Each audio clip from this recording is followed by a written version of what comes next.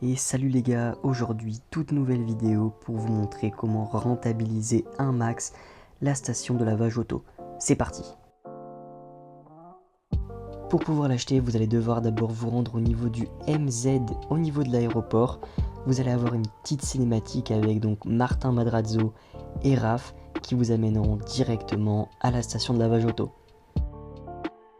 Je profite de la petite cinématique pour vous dire que j'ai sorti deux vidéos les gars. Une première pour savoir comment réaliser l'Union Depository le plus rapidement possible et une seconde concernant donc l'émission de No Way Out, pareil pour les réussir le plus rapidement possible.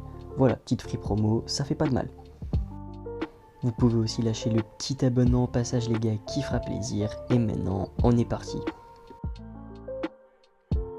La station de lavage auto sera disponible à un prix de 1 million de dollars et actuellement, vu qu'il y a des promotions, elle sera disponible à 600 000 dollars. N'hésitez pas à en profiter un max. Sachez les gars que dans cette vidéo, je ne parlerai pas des deux autres business liés à la station auto, donc Leggings Evitour et Smoke on the Water ne seront pas traités dans cette vidéo, parce que pour moi, ils ne sont tout simplement pas assez rentables. Les premiers revenus que vous pourrez tirer de la station de lavage auto, c'est d'abord des revenus passifs via le coffre-fort. Le coffre-fort, il a une capacité maximale de 100 000 dollars.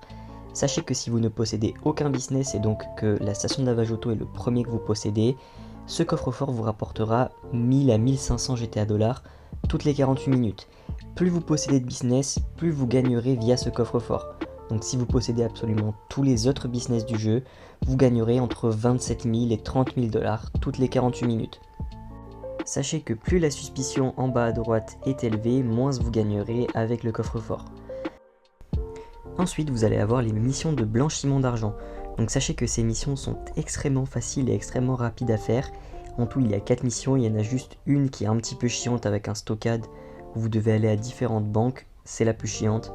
Si vous l'avez, je vous invite tout simplement à relancer une session, comme ça vous pourrez avoir les autres missions qui sont franchement très rapides, en même pas 10 minutes elles sont pliées.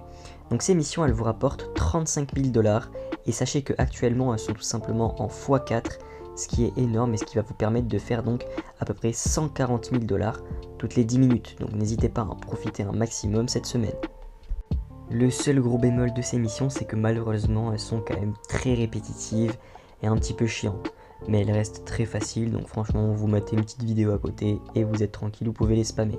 Surtout cette semaine, comme je vous ai dit, profitez-en un maximum parce que même si vous êtes débutant, je vous conseille d'investir le million de dollars puisque de toute façon, en même pas 2 heures de jeu, vous allez rentabiliser largement la station de lavage auto. Vous avez ensuite donc les missions pour Mr Faber. Sachez que ces missions, je ne vous les conseille vraiment pas si vous êtes dans une option de farm. Ces missions, je vous les conseille uniquement si vous voulez faire donc le suivi en mode carrière. Vous aurez besoin de les réaliser. Mais sinon, c'est vraiment pas les missions les plus rentables. Quoique cette semaine, elles sont en gain doublé, il me semble.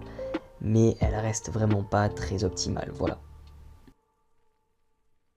On arrive à la fin de la vidéo. Donc tout simplement les gars, si vous avez des questions, n'hésitez pas à les poser en commentaire. J'y répondrai avec grand plaisir. N'hésitez pas à lâcher le petit like et à vous abonner pour me soutenir. Ça me fait plaisir. Ciao.